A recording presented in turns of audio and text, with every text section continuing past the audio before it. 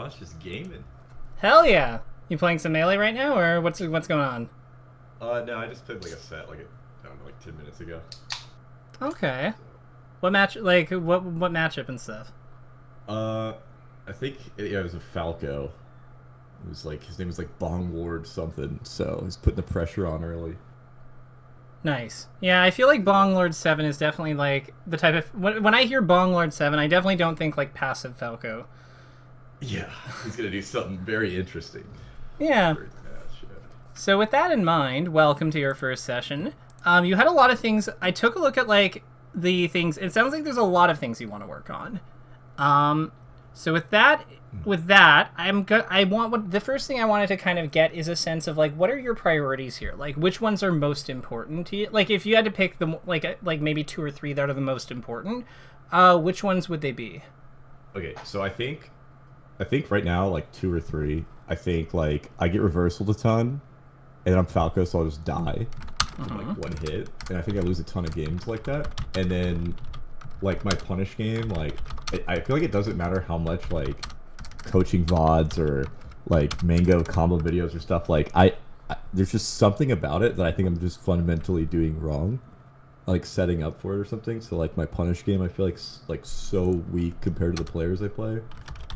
Okay, and like what is it specifically? Because like, is it that you're not hitting? Is it that you're not finishing combos? Is it that you're having trouble like building the initial percent you need? Like, what would you say is like the culprit? I guess.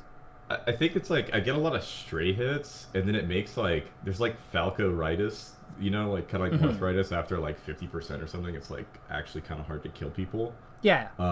And so like I think that like I have like an issue where I don't even expect to hit them. Like I just don't hit people so often that it's like I throw an air and maybe it connects. I'm like, oh shoot, now what? You know, it's like I wasn't thinking about that. And then I'll just kind of like the follow up from like my shine or something. It's just I don't know. It's like really hard to convert the hits into damage, I guess. Okay. Gotcha. So like, okay, so it sounds like it's a couple things working together. That makes sense. Do you have? You said you had VODs, and that's like so punish game refinement. So like 2 minutes. So I would guess it's like, it's almost sounds like trouble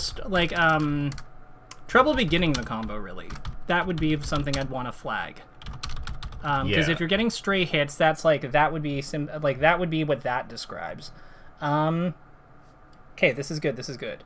So the only other thing I would wonder here is, do you have anything else that's like a big priority? Or are those two like the most important too? I think that those two go into like the big one. Like the reason I'm getting coaching, I think, is because I'm just like I'm very inconsistent and I lose to like perceived like weaker players a lot, like a lot more than I'd like to. And I think that's like kind of the main thing I want to fix, but like going deeper than that, I think that a large part of that is because of the combo game. Okay. So, here's what I'm going to ask. Do you have an example? Like, do you have a VOD that captures this problem? Because I know you said you had VODs, but like this is a very specific problem, and I want to see what we can. If we have an example, I think that would work better. So I played the last like 3 days, and I was trying so hard to get like a good game kind of showing this, and then I kind of realized it's like every game. So like I could maybe like amazing. No, then just if you have recent games from today, then just send me some of those, and we can dig into them. Okay. I have here. Let's see. You were fighting Bong Lord, right? Yeah. I could just do that one. That's fine. I do have like this Fox match that like I kind of wanted to look at potentially, but but send it with them. Okay. Like, so here's something that I don't know if this will help you or hurt you, but I'm going to hope it will help. We can look at, like, there's value in, if you are saying this is as present of a problem as you're saying this is a very present problem, it's basically in every game. So even if we're wrong about like that being the case in a given game, there is still value in seeing that anyway. So like because this has been flagged as such a high priority item, it doesn't really matter what games you send me, because like either way we will like clarify what's going on here. Okay, maybe like we do a 2 birds 1 stone situation with this like other set I played. Sure. Just because I think you might be able to find something. Okay. Go back and find it.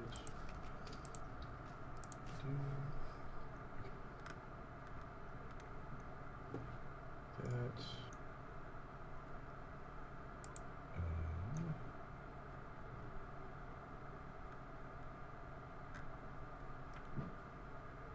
Okay, I think so these 3. I don't know if like there's like an easier way to do that. It's like hard to like see which direction the VODs go. I mean, it sorts it by date and by time and Slippy, date and time, and once it's in Slippy, the Slippy folder, I think. Okay. So we are okay. I'm just refreshing to see what we have here. Okay, so let's see. The first game's on Battlefield. Yep. So, so it's Battlefield, Yoshi's. Oh, and then let me see here. Where's the other one? Did I not refresh it? Let me just look here. And your code is what? PC. Let me see here. PC 914. Ah, there's the Fox set. I got it. So it's from yesterday. That's why it didn't sort. So it's Battlefield, Yoshi's as well. Yeah. Okay, perfect. So do you want to start on the Fox set because that's the one you flagged? Yeah, let's do the Fox set because that one we didn't talk about it, but both of us just play like really kind of passively, and then the games went pretty long. I don't know, it's just like an awkward 3.5 minutes. The games are so long. It's a spacey dilemma, yeah. Okay. Okay, so starting with, I see the gun. You go in for a shine. You wave dash back to back up. Well, tell me about the second shine. What are you doing with? What's the purpose of that one? What are you trying to cover him? Can we play it again? Yeah. So you go in for this, and it's on this approaching one, yeah. So this laser makes a ton of sense. Like, what you do with it makes a lot of sense, too. And then you wave dash back. And I guess I'm just curious as to what this is covering. Oh, okay. So I think, especially at the start of games, I don't like to, like, super commit to stuff. Like, I have, like, this, like, pattern on shield of, like, you know, nair shine and then nair again out of shield. There, it's like, I don't think, like, earlier I was saying, I didn't, like, really expect to hit him there. Like, get him in his shield, I guess. So I think that, like, that's like oh crap, let me get out of here type of thing. So like I shine, then I wave back, like wave dash back, and then I probably just do the shine to like protect myself. Maybe is the thought there. How does he possibly come to you? How does he possibly get in on you? You just shine shield. Yeah. Well, that's what I'm saying. I don't think I like recognize that. Okay. Like, yeah. This is good then. Then this is something that, like, because you're saying you're having trouble opening. We just got a clean shine on Fox's shield. If we clean up what we do next, this could be a spot where we can get those openings. Right? So, like... Yeah. So, after this shine, we, like, if you don't want to, like, continue the pressure string, like, directly by, like, you know, JC shining or grabbing or aerialing, which is fine. Like, that's reasonable. I think those are good options, but if you're not prepared to do them, like, within the first 5 seconds, fair enough. What do you want to do instead, after the wave dash? After the wave dash? Yeah, because you wave dash, if you're not doing aerial shine or grab in, like, close quarters versus this fox, I would assume you are wave dashing, right? Right. Yeah, so what do you want to do here? So, like, instead of this, not on the shield? Okay, yeah, probably just like, I mean, my first thought is like runaway laser again, because I don't, like, I'm not like prepared for the situation. So, but I got you. So when you say you're not prepared for the situation, what do you mean by that? Like, I feel like if I do that shine on his shield by wave dash back, I'm like, okay, I think that my opening's gone now. So then I probably look to reset. Okay, but if you wave dash back here, so why is your opening gone? Like, is that like? I guess my question is that true? Yeah, I don't think it's true. I feel like, yeah, I could probably do a lot here. Like, I could probably even still grab him, you know? Well, he's jumping right now, so let's actually, like, this is a good jumping off point for... This is actually a good jumping off point for a bunch of things. So, he was shielding initially here, so we're going to capture that. We're going to make him... do you like red, or do you mind being blue? Mm-hmm. Yeah, red's good. Okay, cool. Then I'm going to make him orange, because that is his color. That's what he's playing. So, here's, like, this is Fox here. This is, like, his character. He was shielding prior to this, so he has his shield out. No, he had his shield out. You just shined his shield and got off his shield, so you're basically actionable as he's starting his jump squat. So what I want to ask you is, how can he, like, what are his options? You're not close enough to be able to be hit by anything he does if you don't want to be. Like, you are still sliding back with the residual momentum of your wave dash. So you're probably going to finish moving about here if you just let it go, right? Okay. Like, that makes sense? Yeah. Okay, cool. And I just remembered you're red. So, yeah, we're going to put you here. Alright, so your character, if you do absolutely nothing, is probably going to, like, wind up about here-ish, which is outside of the range of his stuff. So with that in mind, what can he do? If he wants to hit you, what does he have to do? I think he's, like, he has to, like, full drift in. Like, he could try to, like, drill, maybe. Yeah, if he's willing to, like, go through the jump, the rising motion of his short hop, and then fall afterwards, he could conceivably reach you with his drill. Like, how it would look like is this.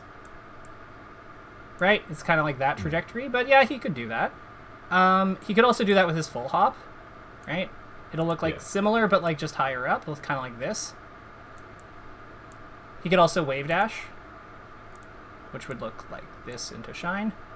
But all of these have one thing in common, which makes them not terribly appealing in my opinion. What is that thing? It's probably the jump spot. That's part of it. That is a factor of it. Is it because I'm at 0? Time. Because he has to go through the jump, the rising motion and the falling motion, the rising motion and the falling motion, or the wave dash is 13 frames. Okay. And you're actionable.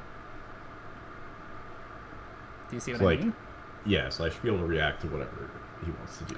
I wouldn't say react. Remember, this is like 13 frames. That's a very fast reaction. Like, that's basically right at the border of like, reactable. But what I'm getting at is, with better planning, we can just put things... We can just set ourselves up to beat things. So, like, one option that I'm thinking about is, what if we just, like, you know, using Falco here, which will be red, what if we, like, dash jumped over here into, like, backflip back air? Or just backflip to, like, observe. You know what I mean? Because that makes a lot of sense. Because if he comes forward with that wave dash, we can potentially, like, shine while we're in the air and, like, pick him up for a combo. We could come down with down air. If he full hops, we're set up to be able to, like, back air. We have the platform over here, too, to help protect us. Like, we have a lot of things going on if we just dash jump away from him. So the cue for this, like, plan is the fact that he was just in shield there, and I wave dash back. Yeah, so you wave dashed outside. Yeah, you wave dashed outside of his immediate hit range. So now we can set up a fight position. Because he can't really hit you with anything immediately if you're behind about this line. Because his up smash doesn't go further than this, right? Right. So as long as you're behind this line, then what he has to spend a wave dash, the start and the rising motion of either his full hop or short hop, or do some other wacky way out of shield, like drop shield, come forward or something. But like all of that takes time.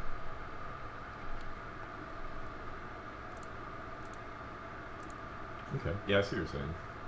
Okay, but does it make sense? Like, does it vibe with you? It like, does. I'm thinking like, yeah, like I've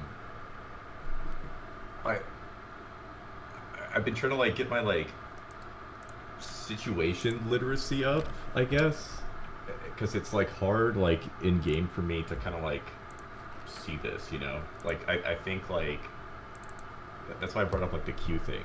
Mm-hmm. Let me show you.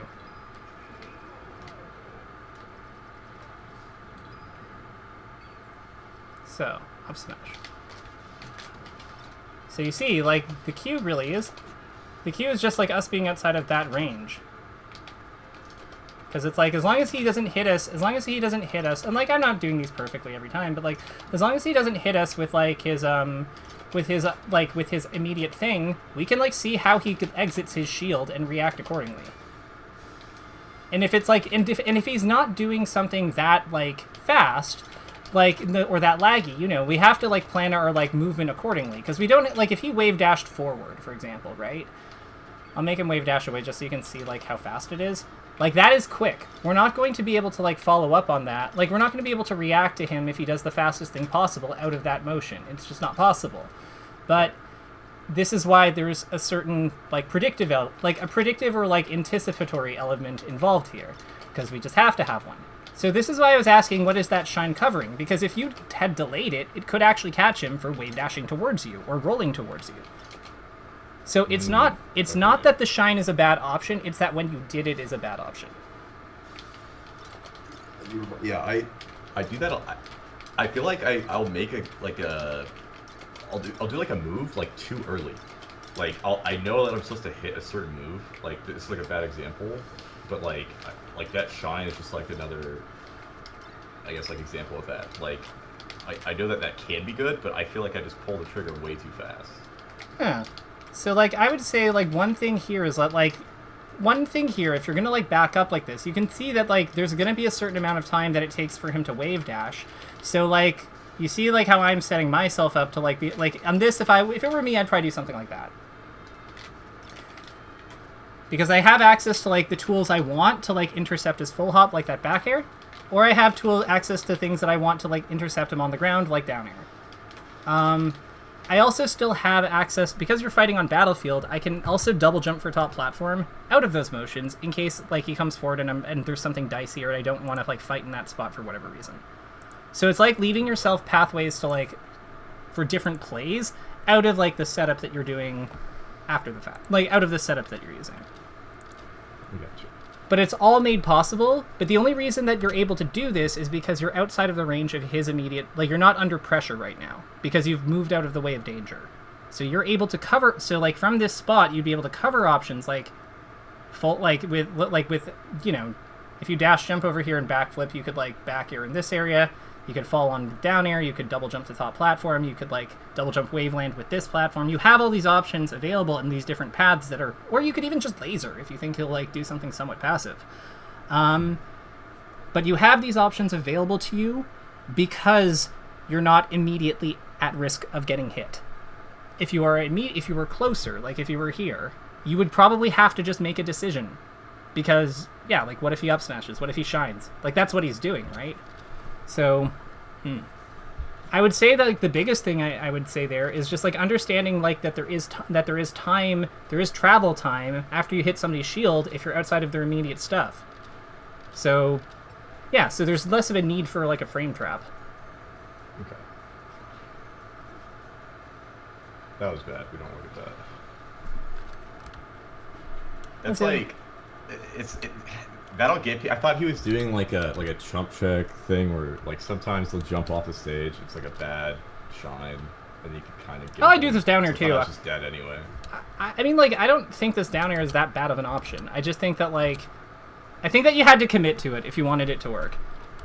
Like you're pulling back because you see the nair, but like once like or because he's jumped, but like you kind of I think you just have to like go follow through with it and just try to clip the edge or something. Yeah.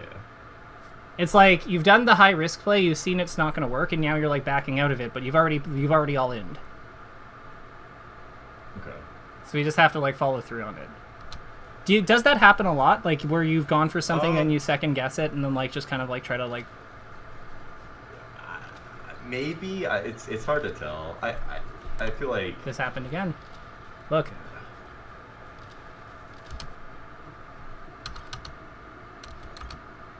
So instead of that shine, what do you want to do? Because you can see that he's full hopping this time. So these were both, like the shine out of shield would have been, that he went for because it wasn't perfect, would have been punishable by back air, down air, like bunch of things. And this full hop here is something that we can like play to beat because he's like not able to, because he like either barely reaches the platform or doesn't reach the side platform. But either way, this is very back airable. yeah. So like, what is it that you want? What is it that you'd want to do differently out of that like laser shine? So like right here. So yeah, so like you wave dash back. Well, like ideally I don't wave dash back. I don't know why I'm wave dash backing off of his shield a lot. I feel like I usually don't do that, but I've done it twice already. Maybe this is hey, if it happens this much, maybe this is something you actually do. Yeah. But to answer your question, yeah, like the same. I mean, I like the backflip back air here because if he full hops, I could just like double jump back air maybe. Yeah, like the short hop backflip. So Yeah. we like backflip here. So what we're gonna do is we're gonna make a note here. So what we actually do is shine. So don't worry, we're gonna like change that later. Because this is how we're gonna do. So we're gonna do a little bit of like VOD review now, like it's an actual VOD review where we work backwards. So let's. So what we did here was we shine, and it's out of wave dash back, and then between that wave dash back and us shining, he was able to full hop. Oos. And so that means that we shined his shield at this point. And we started it by short hop laser. And he shielded this, so that would be the step 1. Shield. So, we have laid out a lot of information here.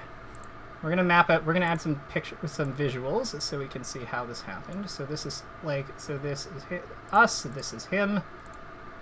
And while I'm filling this in, can you kind of see what do you see me adding right now? Like when it'll make more sense maybe when I'm numbering it, but like the beats, I guess. Like the yeah. Keep going. Yeah. Yes, this is like each decision that each player is making, I guess, and I feel like you're gonna tie it back to the time thing. What do you mean time thing? Like the time that it takes him to full hop gives me like, you know, another like action, I guess, like another decision. No. That's I can see how you got there. Not quite. So this is 4. This gray one is 4. We'll make it a different. We'll make the colors match just so it's like a little clearer. And then this is 5. 5. And then we shine here, but this is what we're changing. So we're gonna make this a different color. So 6. So we shine here, but this is what we're going to be doing differently. So we're gonna flag this. And we're saying dash away, short hop. No, dash away, backflip. No, backflip, short hop. So we do, instead, we do this motion. Because it gives us like coverage in all the spots we need. And he's at a good percent for it too. Because he's at 39, so back air knocks over. So this is like a very good play. So, the real diabolical reason I have laid things out this way is because you're saying that, like, I feel like a lot of times when we do VOD review, and tell me if this is not your experience, good, then fantastic, but if it is, totally fine, lots of people do it this way, we tend to, like, look at this play individually. The thing we're trying to change, we look at it in a vacuum, like, without the context of the surrounding situation. But if we do it that way, then we just see Fox full hopping here, and us wave dashing back, and that's not really what happened. We shined his shield, we moved back outside of his range, and then he full hopped. So what we're really doing here is we're trying to create a system for us to recognize, we're trying to create like steps for us to recognize when this situation comes up in a match. Beyond just like getting because it's kind of like you drive, right? Right, so this would be like the equivalent of getting like your directions on when to turn. Only like looking at each step in a vacuum, like Jake, looking at just the thing we want to change alone would be like getting the directions for when you're supposed to turn exactly when the turn is coming up. Oh, I got you. Yeah. Whereas this is like, so you know, this is a right on main. This is a like turn on fourth. Like, you know what I mean? Like these are the things that lead up to the thing that we're changing. So, like, we know that, like, it's a shield interaction where we lasered to shine their shield, and we move back outside their range. They did some... No, but then this is not reactable. We cannot know what type of jump he's doing a lot of the time here before we make our decision, because what if he comes forward? So, but this is the beauty of this kind of setup. Because it has the flexibility to cover him coming forward. It has the flexibility to cover him going up. We can even shoot him if he runs away from us. It's very, very lovely. Will it work every time? Probably not. But it is giving you better odds against more of these things. Gotcha.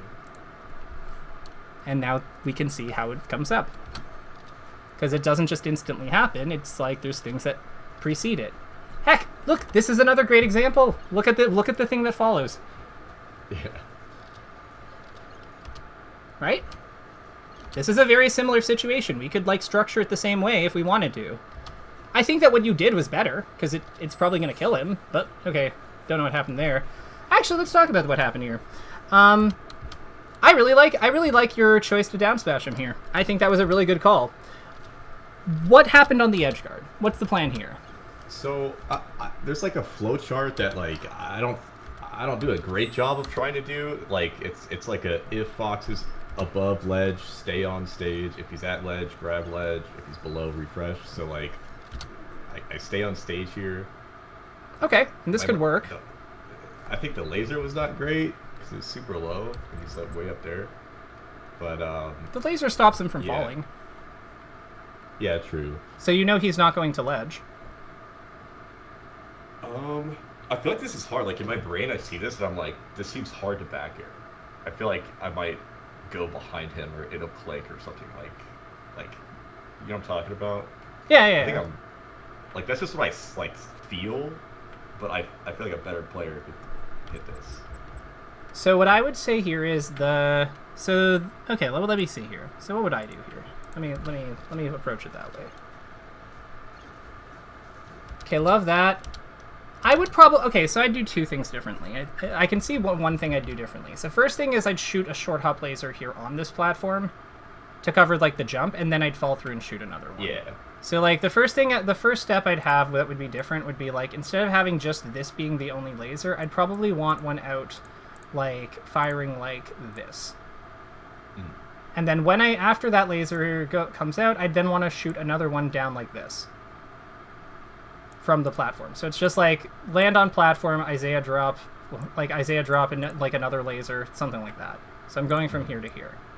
Because what I'm trying to do is I'm trying to isolate where he can jump so that he has to operate between these two lines. Because this is if I know he has to work between those two spots, then this is much easier to back air. Gotcha. Because, like, if he's trapped somewhere in here, like, if I know he's just somewhere in here, like, it doesn't matter where here, you know? Yeah. I get what you're saying, yeah. Yeah. So do you think that's something worth flagging in terms of, like, something to, like, work on? Or do you think you can just kind of, like, if you see this, you'll kind of, like, know what it means and know how to apply it? Yeah, I think I could see it and apply it. I'm glad that you did the lower...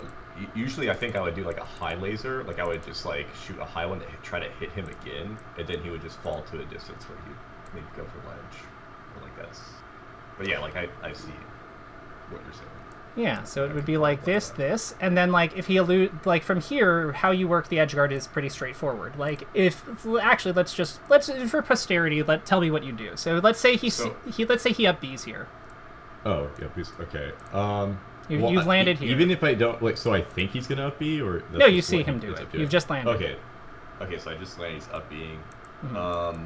I would probably, like, try to time him coming, like, kind of in, I guess, like, straight in, and then once. No. So you've shot these two lasers. He's up being in this spot. Yeah. You're on the ground. So, like, how do you hit him? Like, what move are you trying to hit on him? If he up B's there, I could hit him with another laser. Hell yeah! That's good. So you got that. Excellent. Okay. And then what do you do with that laser? Like, what happens after? He probably drops a bit, or has to illusion. Make a decision and drop, and yeah.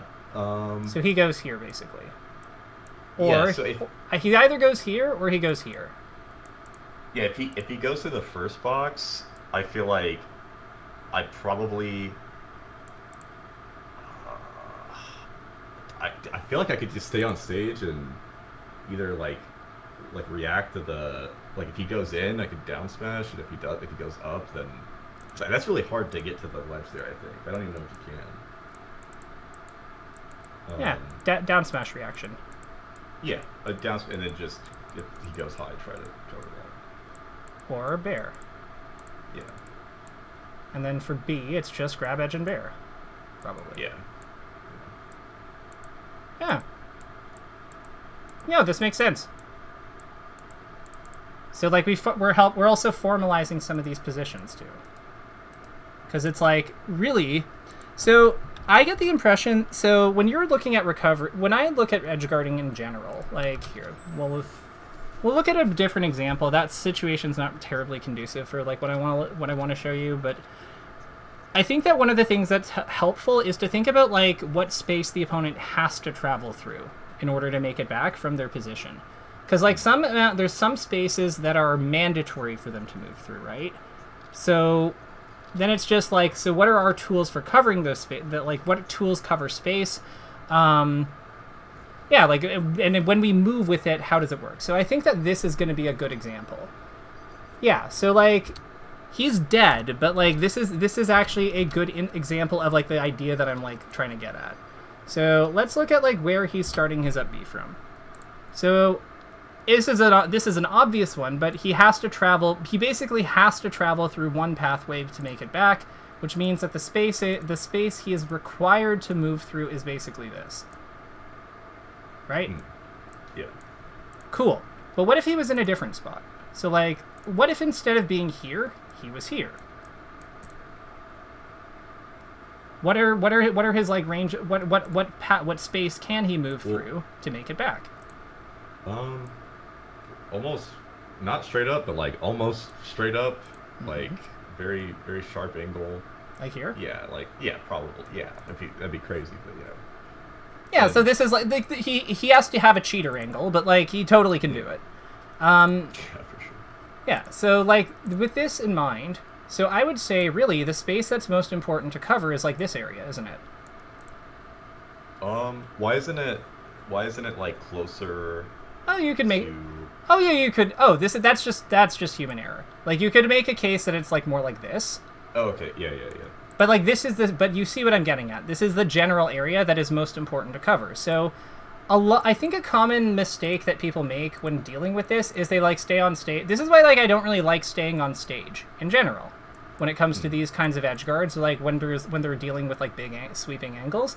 Because, like, our ground moves, like, F smash is probably our biggest ground move, and it covers, like, this space. Which is a good space. Like, this all the time. Huh? You get, like, hit from, like your, like, crotch area, like, all the time when you F smash, too. It's, like, I don't know, it's not great. Yeah, whereas, like, if we were to do a down, like, rising down here from the edge, like, fall to maybe about here and then come up with it, it's like this. This covers a much bigger part of, like, the area we need to cover, right? Yeah. And it's if like the same concept as the lasers, you're, like, forcing him to go, like, super high, I guess. Yeah. Okay. And the cool thing here is, like, not only does it do this, but, like, think about, like, so this is more true on stages where you can squeeze, right? But, like, I kind of call this order of operations, which is just, like, cover the things that happen first. Wait, what do you mean by squeeze? So like it wouldn't happen on. Let's say we're on FD instead of Battlefield, right? So like he's if this is FD, he can cover all. What I would want to do is I would want to prioritize, generally speaking, covering these recoveries. Right. So because right. Because if he avoids those ones by going above me, what happens after I land?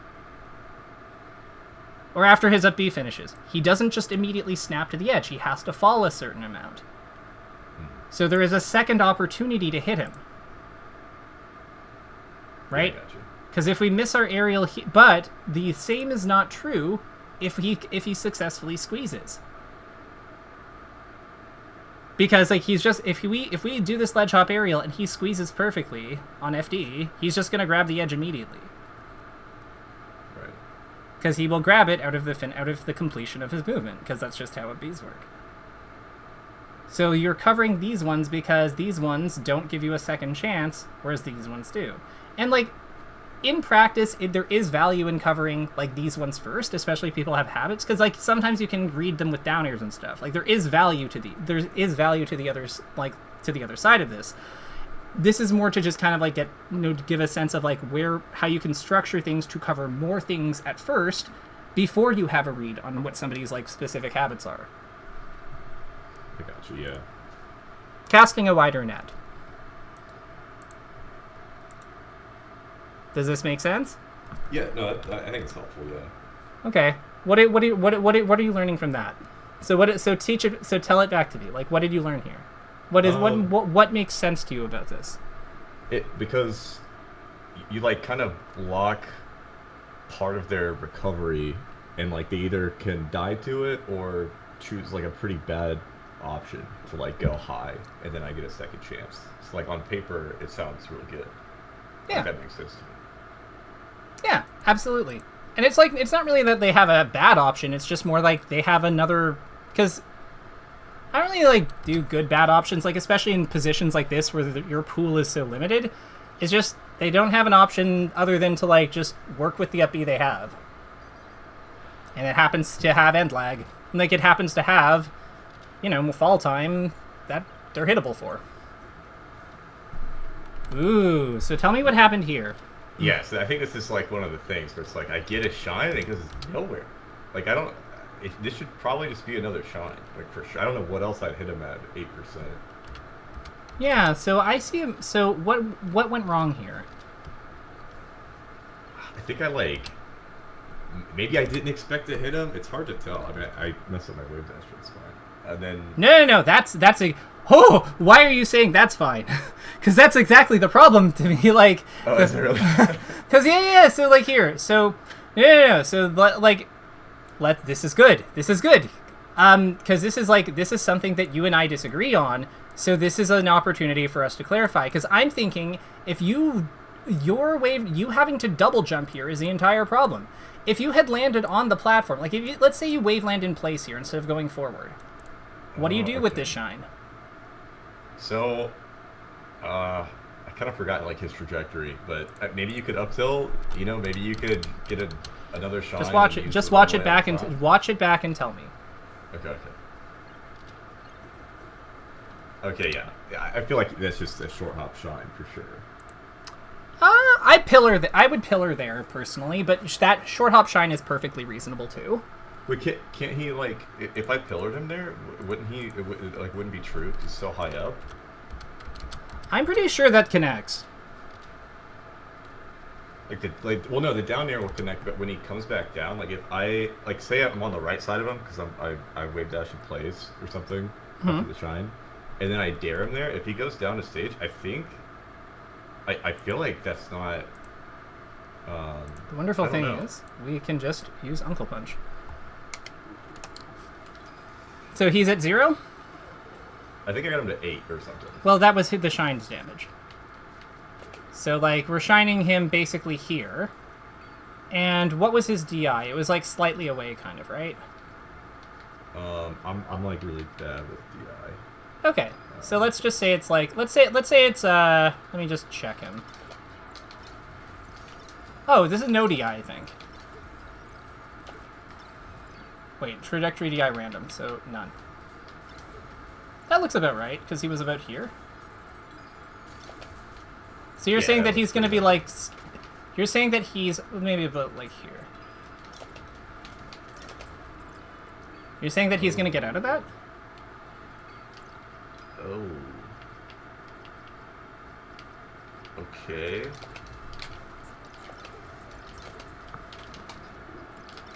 Like, we don't have to do the second one, but like...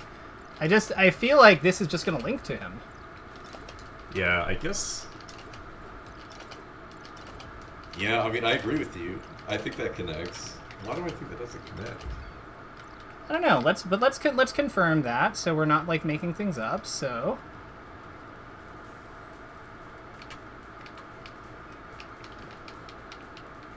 oh yeah, we're gonna, like it's tight. Like it's tight. I was definitely messed that up, but like. I feel like you're also like waiting a second to dare. If you do like the top of dare, I think it gets spookier. But Yeah, he does get out. So okay, so that I feel like that's why I have that feeling. I'm glad I'm not going crazy. But you see how I'm like waiting to the top of my jump because the shine gives me that time to do that. So this is just a matter. This is a timing thing. Yeah.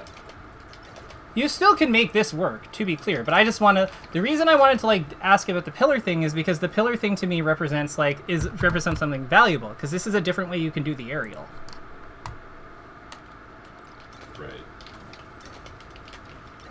Yeah, let's make him shine out of hit stun for funsies. So he's not, like, trying to counteraction, shield will make it down B, counteraction air, down B, counteraction ground, down B. Cool.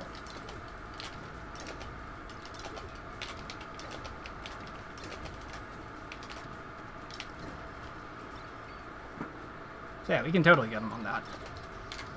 Yeah. So, how often would you say that sort of thing comes up? What specifically? Like just like not so like what is it? So do you think that stops you from going for pillars in other situations? I think so. Yeah, that and like sometimes it's like really hard to get on like the correct side of them, and like they'll smash DI, like they'll just go at a weird angle, and it kind of just like resets the neutral or something. I just won't get a lot from that. Yeah. Okay. Gotcha. So like the other thing I would say is like I'm fast falling basically so that I'm making sure I'm fast falling as I'm hitting him. So like the fast fall is queued up before I actually make contact with him, which is also part of why I'm beating him, which is why I'm like beating him when I was showing you them. Are you talking about on startup or like when the move hits him? So I'm making sure my fast fall I'm doing my aerial, like inputting my aerial and then fast falling. Oh yeah, I got you. Yeah. So like the fast fall is started, and I'm descending as I'm making contact with him with my attack, which is why I'm getting down so quickly. Because you're right, I don't have a ton of stun to work with at that low percent. So one thing I would be curious about is like when you're, because I'm seeing you go like, let's look at this combo because you do get like something you get like a shine or something started here, or no, you get a down air here. So I'm curious as to the drift. I'm curious as to the drift on this because there's something that looks a little weird about it to me, and I just want to like watch it one more time to see it. Okay. So yeah, you go up here. Do you think this down air, like what is this down air? What are you trying to do with this down air? Because it looks like you're drifting. Yeah, you were like moving into him and then you move away from him. I feel like that it's like maybe if he's shielding, like maybe I was scared he was gonna shield or something, and then if I hit on the outside of the shield, maybe I can land where he can't grab me. Okay, so you're like, okay. No, this is good. Let me think about how I want to ask this. Should we, if we're trying to be as safe as possible, because that's what you're saying you want to be with your drift. Does it make sense to be down airing here? No. Right. So if you want to be as safe as possible and just prioritize like being completely untouchable on shield, what aerials should we be doing? Back air for sure. Back air, exactly. You can make a case for laser, like drifting away with laser. Like laser's also pretty good. It's pretty underrated in this kind of spot for the same, because it's like got infinite range. Like the top. Well, yeah, drop down from top. Yeah, exactly. Because it like shoots out. It has infinite range, right? So like if they're playing to beat the back air, then it just like kind of like tracks them. So it kind of creates a mix-up system as like an overshoot option, so to speak, that punishes them if they try to like just hang out here outside of your down air and back air zone. But like if we're worried about shield safety and like we're also trying to win a fight versus a move, then yeah, we should be doing back air. So like this down air doesn't like it, to me like we're trying to do too many things at once instead of like trying to do one. Like you see, yeah, you're getting like, because Yeah. So like after you get that, after like this is it's. I think you're trying to multitask on everything, but I just don't think that you're, instead of just doing this best thing for what you're trying to actually do. So like you get this nair shot, you get this nair here. You DI in the right correct. You DI like sorry. You wave dash the right way because he went like you because you hit the backside of shine. Yeah. Yeah. So then like what do you want? What do you want to do with this opening? So I can't. So he's gonna get to the platform every time. So I can't stop him from doing that. So I have to like try to read his tech option, and then I would try to just go for his shine. Okay, that's reasonable. So one thing I want to ask you though is, do we have to like, do we necessarily like, if we know that we can't stop him from getting to the platform, right? Does it necessarily make sense for us to like, actually, yeah, we're not going to be able to stop that, even if we were like acting immediately, because he only burned like 3 frames. If we can't stop him from making it to this platform, and we know he's going to land here, could we maybe, no, is there a way that we can maybe cover more options by not shining? You could like short hop up here if I kind of thought he was just going to attack in place. It covers more than that. And miss tech. And tech roll forward. Like, tech roll towards you. Is there... This is like... I played so much Melee. I don't know... Actually, when you roll, is it like the first... It's like the first couple frames, I guess, right? That they're vulnerable? Oh, okay. So this is... When you tech roll... So techs have a universal vulnerability window. So what happens during a tech... during every single tech, whether it's tech roll forward, tech roll back, or tech roll or tech in place, the first 20 frames are invincible. Can't do anything there. Okay. So techs, 1 to 20 equals invincible,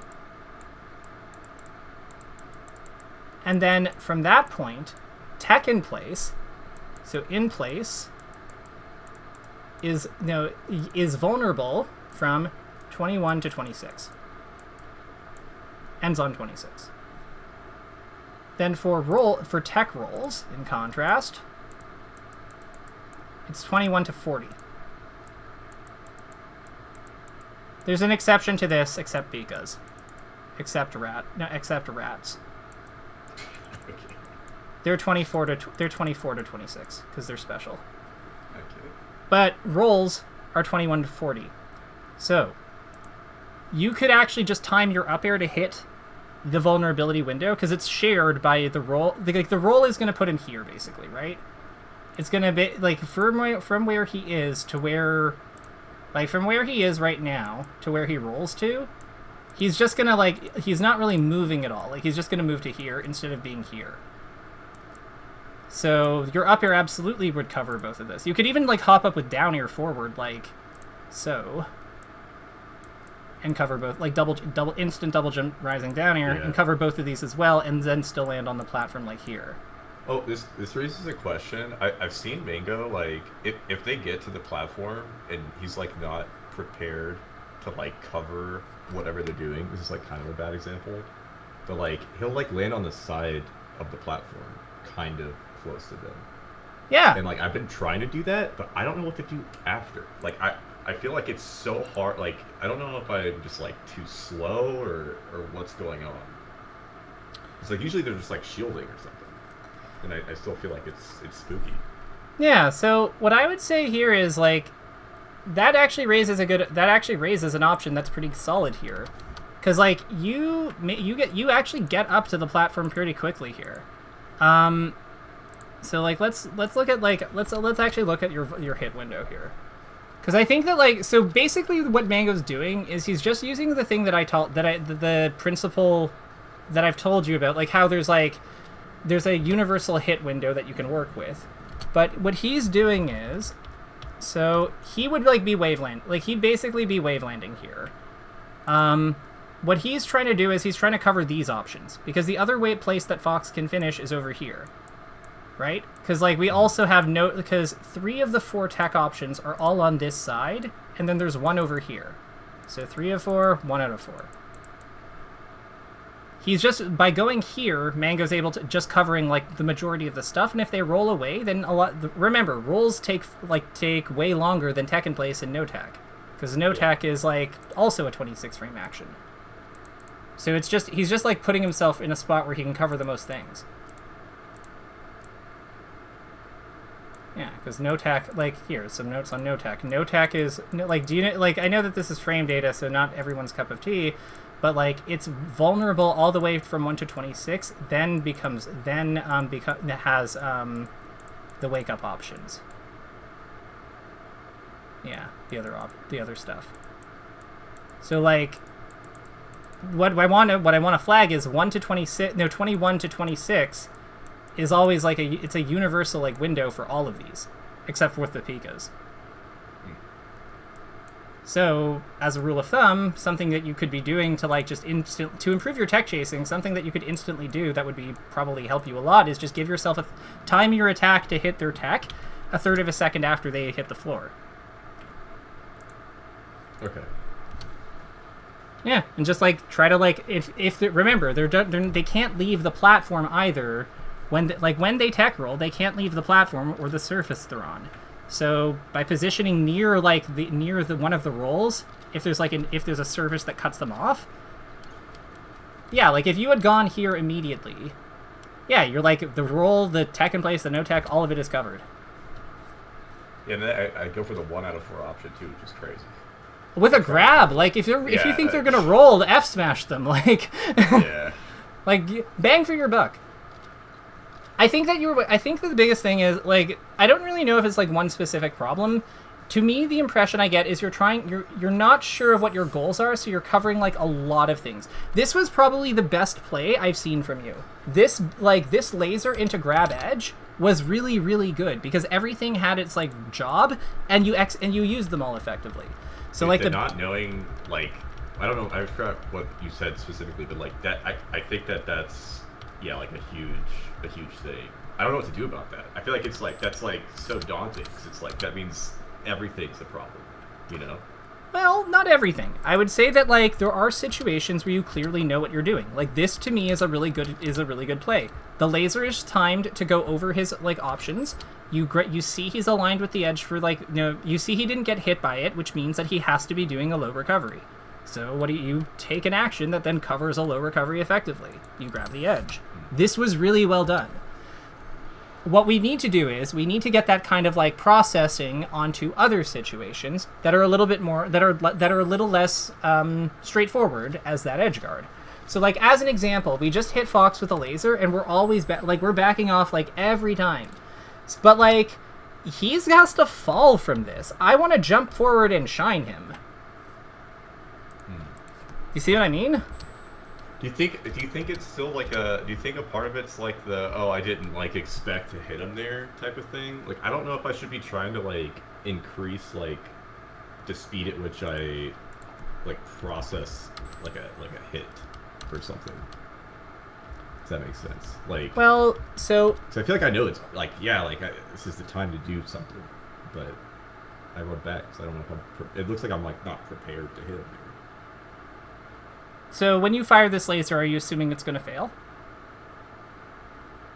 Or like he'll like SDI it or like double jump out of it or something. I don't know if he's coming from a double jump, but like he tried to short on mirror you. Do something crazy. Yeah. Well, if you assume your opponent's going to do the thing that beats everything you do, then yeah, it probably is really difficult to find openings. Yeah. I also don't know if that's really a realistic standard to hold our opponents to. This guy is absolutely not doing those things. Yeah, and even if he was, like, how can we win if we don't take our openings? Yeah, I feel like it's hard. Like you just get conditioned to like going for hits, and then you get hit, and you're like, oh, I guess he could do that, and then also your mind wanders. That's fair, but like I'm also going to point out that like the move I'm suggesting we do here is a very safe one. I'm suggesting we go forward, jump, and shine him, which means that we are then going to be airborne shining. which means we can double jump to this platform, we can double jump to this platform. We have, like, a lot... We can also do, like, the tri-jump shit that KGH and, like... yeah, the KGH and West Balls like, shine through the shield, like... Yeah. Jump, shine through, yeah. So, like, we have a lot of really powerful... Like, because if you do it, like, if you shine, like, 1 or 2 frames off the ground out of your short hop, like, you can still get to the ground, like, with only burning 1 or 2 frames on your waveland. Like, it's fine. And you skip, like, you're still plus because you're skipping your whole jump squat in exchange for, like, 1 or 2 frames. It's not a big deal. It's actually quite good. You have grounded movement out of the shine. You have platform movement this way or backwards because you could jump forward, waveland back, or you can even just go to top platform. Like, you have so many reasonable routes available to you that allow you to be, like, quite safe after this. But yeah, like, what if he SDIs away? Then I guess he SDIs away and we miss him, and then we just move on with our day, because yeah, he's probably not reversaling us out of our invincible move. So yeah, I guess he gets to the ground and we play neutral again. Okay. Yeah, like, life goes on. Like, do you think he can do anything? Like, I guess, like, what if he what if he shines his shine on our shine frame? Then I guess he doesn't get hit. Like, cool. Yeah, like, yeah.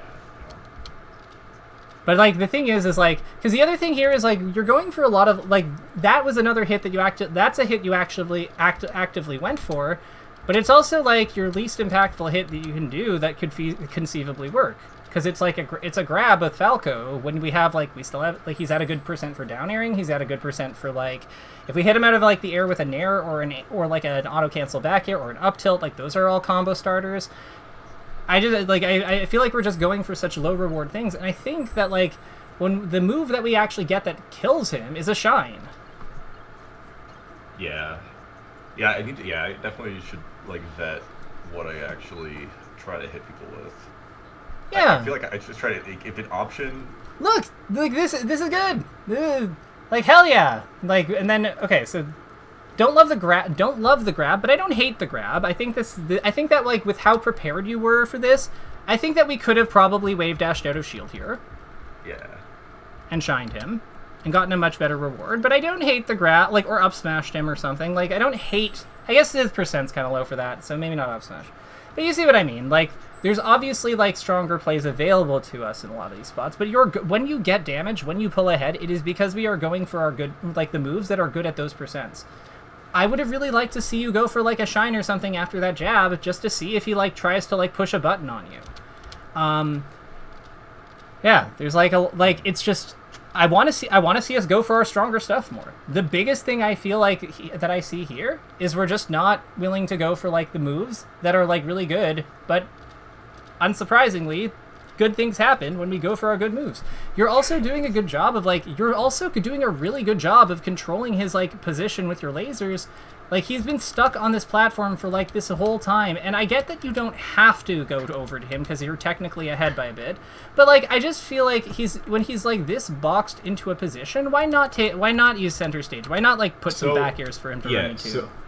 So, like, when this situation happens, it's like, if I'm ahead and they're gonna, like, play on the side plat, most of the time, if I try to go, like, play the game again, I'll just lose some wonky Fox interaction, and then I'll just, like, lose the game. And it's like, well, I'd rather them try to, like, solve some of my lasers before doing that, you know? Like, I don't really like interact. Like, if they're not gonna come play with me, I'm not gonna go play with them. Okay. I just feel like it's in their favor. Okay, but my question is it though? Because, like, here, let's watch this back. Like, I know we're at time, but don't worry about it, because, like, addressing this is important to me. So we like, this is good. Everything up to that point I'm happy with. Even the grab I'm still fine with. So we have this situation. He's gonna start, like, not playing with us in a second. I think he gets the kill first. Cool.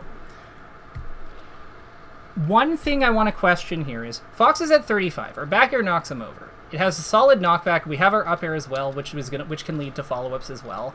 He is playing above us in spots where he cannot hit us with his grab, his up tilt, his up smash, or his shine particularly effectively. These are all the things he wants to hit us with, like, and his drill is kind of, like, his drill is really the only thing he has if he doesn't want to play ground with us. So I guess my question here is, you're saying you don't want to like play his game. You want to give him something to solve, but like he is getting chip from you he is getting chip from us like avoiding him, from us like focusing on avoiding because he just plays in the positions where he can like outposition us. I'm wondering what would happen, what would be different if we see he's like isolated to this platform. What if we were like a little bit willing to call out some of his movements to say top platform? So like we're lasering here, but we see that he's gone for top platform a couple times. Maybe it's further back. But what if we like were willing to full hop down air up there or something? Yeah, so the later the set goes, I do start doing that. Like I try to make a read, and I catch him like a few times with like dare and shine. Okay. And like so it's like an adaptation that I did later on. But like the dare on the left plat, like the first time I took damage from his back air, it's like that was me trying to read him going to plat. Because like see how he's playing plat here? It's like, oh, okay, well then I need to like that's why I do this. Like I get up on the plat there. So I'm like, okay, he's jumping to plat, so I'll jump on the other plat And laser him. and then I go to the top plat, and then I'm like, okay, I'm gonna try to catch him going to the platform. So like I am kind of trying to, you know, get something instead of just like lasering because I know I can't win this way. But like, yeah, I feel like if I didn't go for that dare, I'd still be at 0.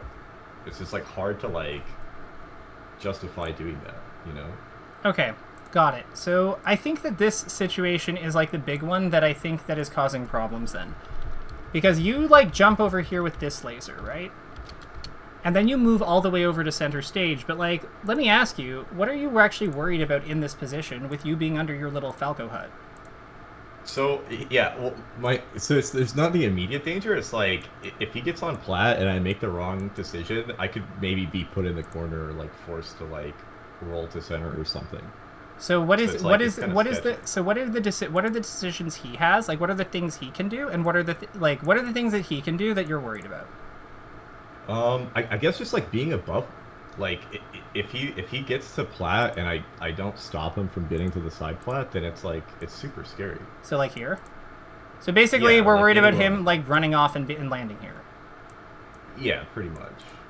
Okay. Or like just being in a like maybe somehow getting down without getting hit by a laser in like center or something. So, okay. So but if mainly you, the platform thing. but yeah, like if he's like, so I think that him falling from here to here is like kind of is more the easier one to deal with. Like we can agree on that. Yeah. So it's mostly him getting here. So what is a way that we can stop him from getting here? I mean, if I read his drift or like I know where he's gonna land, or if I feel like he's gonna land somewhere, I could maybe try to up air, like from under the plat. Because why do we need to? Why do we like? What wouldn't? So I like the up air. I think that's a good idea. Are we vulnerable to him when we're up airing? No. Because he just can't. I guess where I'm at right now, maybe he could like, you know, jump and hit me the back air or something and not land on the platform. He could like. Oh, we just up air. We just drift back. Like if we see him coming down like at that angle, we just pull back. We just drift back. Yeah, but then I'm in the corner, and it's Fox versus Falco in the corner, right? Like we both land with our aerials, and it's like, oh, We're gonna land first. We're short hopping. He's like coming down all the way from here. oh, okay. I was Like- like visualizing it differently, like waiting to back air before, like, because he's not, because like I don't think Fox would like go for a back air on the side plat, right? So if he did it like super early, that's him like reading me like jumping straight to top plat or something. So So what I'm thinking here is Falco is short hop up airing to guard this platform. Because our short hop up air will hit through this platform. So if he comes down to try to like land on this, we can just kind of throw it out, and it's fairly non-committal. Right. The other thing I'm thinking here is like we could also just full hop to the top. Like we could also full hop past him, like run this way, go past him, and then back air, you know, at any of these trajectories to cover him moving. Or like we have full hop aerials that like once he's behind us, right?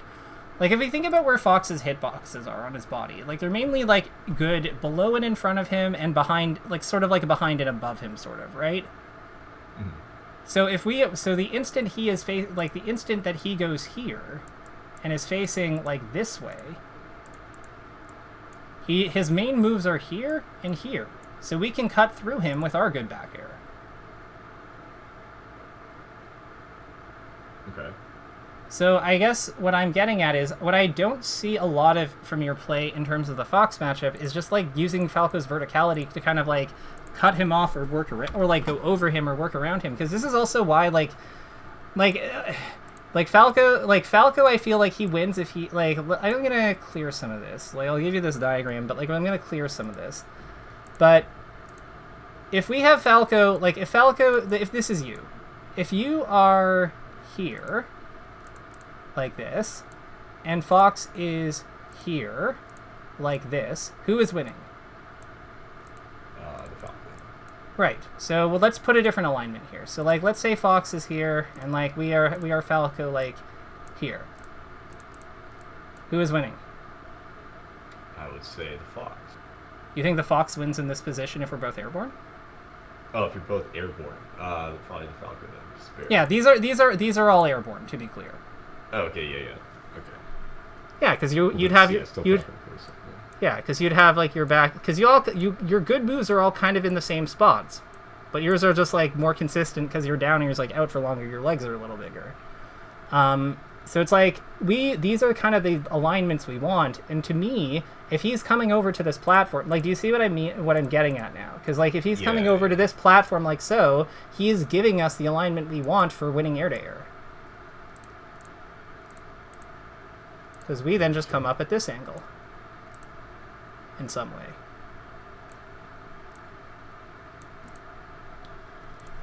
So my issue with us like constantly moving to the other side to like shoot more lasers isn't so much that like it's not good. Like I get that it is useful at times. It's more that like he's giving us opportunities for more meaningful hits and we're not really taking them. We're playing for them. Right. And it's just like a matter of time to get hit once and die. Well, yeah, because like the best, like a really good way to stabilize a fragile character's like consistency really is to just kill people on time. So if you get your more meaningful, like even if your character has some volatility, is subject to some volatility because they die quickly, if you are also scoring your high impact hits, then that will kind of help level it out, because it establishes like time is kind of his enemy in some ways, because the more things the match goes on, the more chances the opponent also has to get their really high meaningful hits.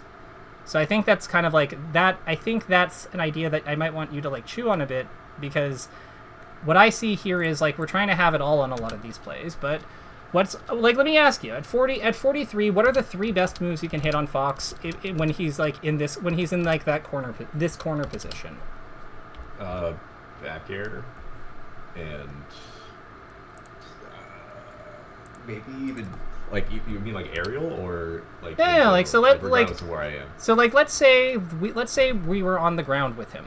So we're not on the platform, or like let's say we're here and he's here. What are the 3 best moves we can hit on him in this situation? Probably F smash and down smash and like down air, back air, up tilt, something like that. Yeah. Shine's pretty good too, because like if we catch him DIing away, we just instantly vaporize him, and like if he DIs in, we get a big combo, so that's fine. Something like that. Like up tilt's pretty good for the similar reasons, but yeah, like F smash, back air, down smash, like. But what I know, like, how many of those are accessible from this spot? Yeah. So, yeah, probably. Yeah. And how many are accessible at this spot? Let's see. Yeah, like I think that you have you have good game sense in terms of being able to follow what he's doing. I just think that we're like trying to be too safe. Yeah. Like here, like even that like flyby aerial. So you do this flyby aerial. Like what do you? So do you think that he's going to like shield here? After. Yeah, or like, because he could like shine out a shield and then I'm just dead. So I feel like I have to throw something out. It's like, you know, it's, like I feel like that's just like a panic. Like it's last stock. Like I just got to get out of the corner. he just finishes Nair. Right. So like this is absolutely a panic option, right? Because like the cool thing here is we can be pretty confident, I think, that Fox is going to like. I think that we can be pretty confident that Fox, like, you start your jump before, like, you have actually amazing spacing on this. I want to actually compliment your dash dance spacing here. Because you have your jump started here before he's, like, landed, so if you wanted to, you actually have a free grab here. Yeah. Like, right? Because, like, this is a JC grab. It will line up properly because of, like, how you set this up. It's really good. So you can actually attempt to cheese him with back throw if you want to. But... And that might be a good argument for him to just immediately panic shine, like you say he will. And if he does shine here, maybe he does get you. Like, that's totally possible. But I think that this shield is also a pretty reasonable call for him to make here. And by you, like, down air... Like, I'm not saying that you down airing through him is, like, the worst thing ever or anything. But I will comment that, like, I just can't help but think we would have a much better situation if we were willing to, like, hold this down air just a smidge... And maybe, like, fast fall back air on the way down, so we have a lower aerial and a better pressure string. Because we are still being safe, we're still staying outside his range, we're still boxing him into the corner, we're still doing all the things that this down air is doing, but, like, we're just now have, like, a better overall, like, situation in the following interaction. Do you see what I mean? Yeah. Because, like, you could potentially low back air up tilt, catch him for wave dashing or jumping in place, like... that would be really powerful there. Instead, you kind of have to just kind of like let him go, and I think that's a real shame because like you had a really good movement to like create that opportunity for that like counter pressure was really well done, and it's a shame we didn't get to capitalize on it.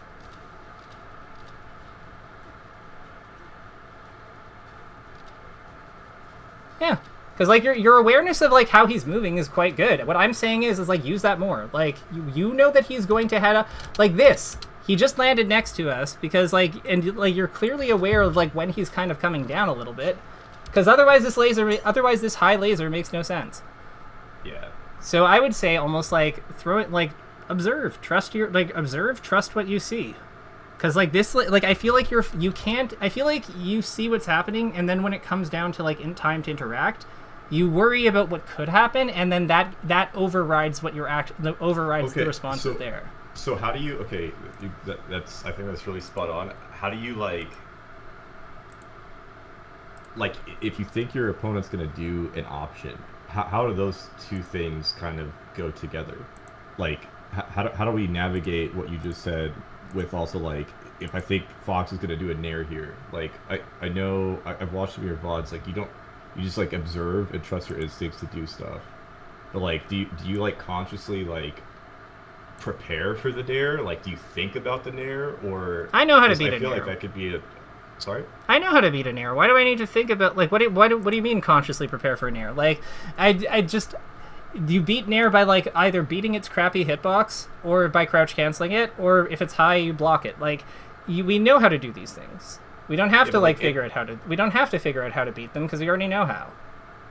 Yeah, but I feel like I get a hit, I think about what they could do. I feel like that's like part of. I feel like that's part of the problem. It's like, oh, like he might jump down, try to do a shine if I try to aerial him here, or like, do nair, and then like I'll get a laser, and then I won't want to do anything else. Like I'm not like thinking that, but like clearly that's what's happening. Okay, so let's pick that one apart. So. This will be the last thing we kind of do, I think, because we are over time.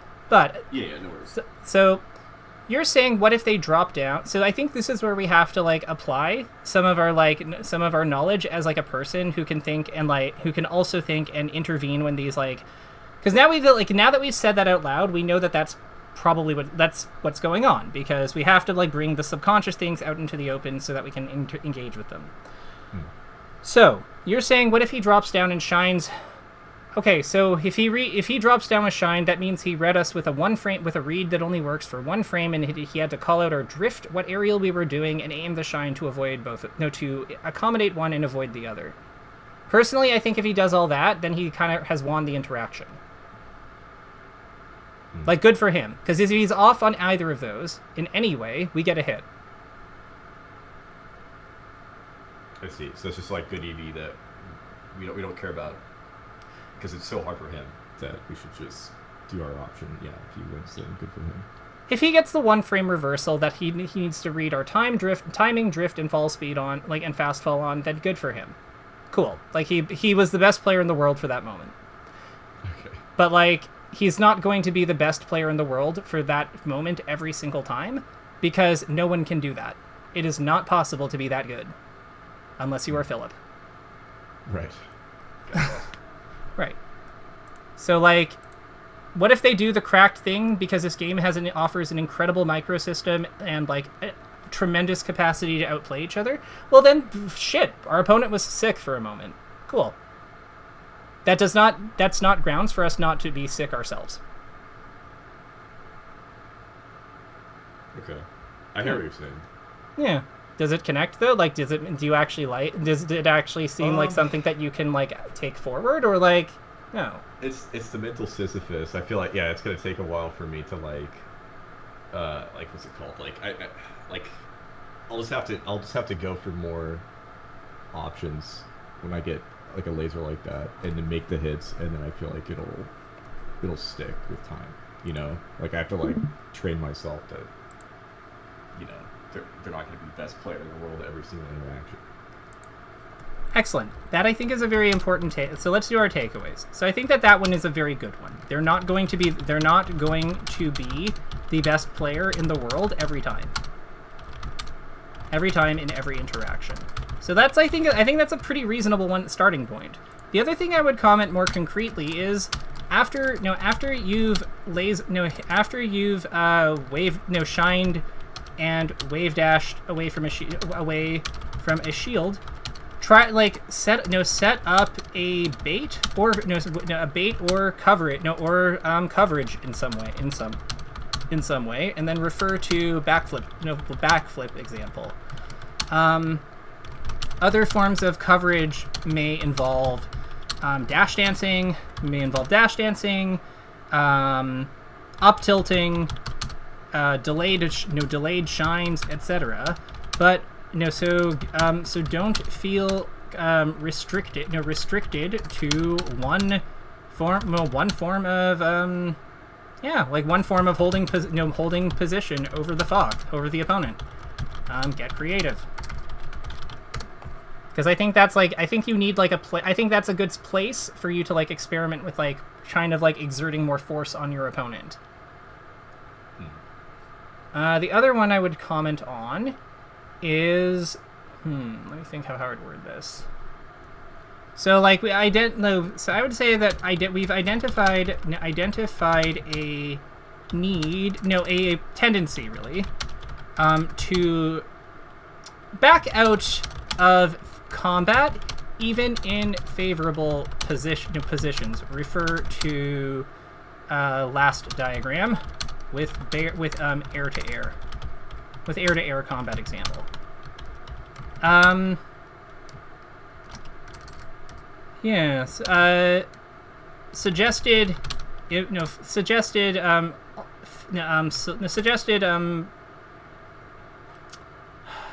really like it's not really a solution, but like suggested experimentation with